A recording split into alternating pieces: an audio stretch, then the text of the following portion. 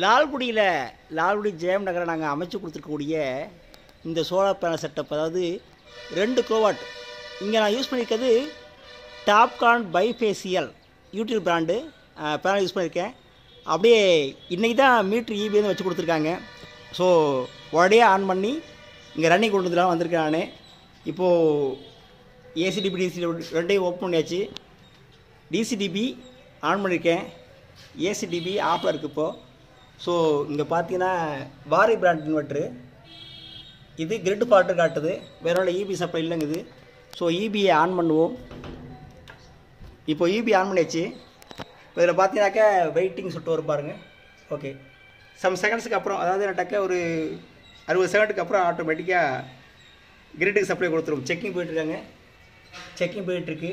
அதுக்கடுத்து ஆன் ஆகி EB supply திருப்பிவிடும். நம்ம பிளான்ட் ஆனது உற்பத்தியை தொடங்கிடும்.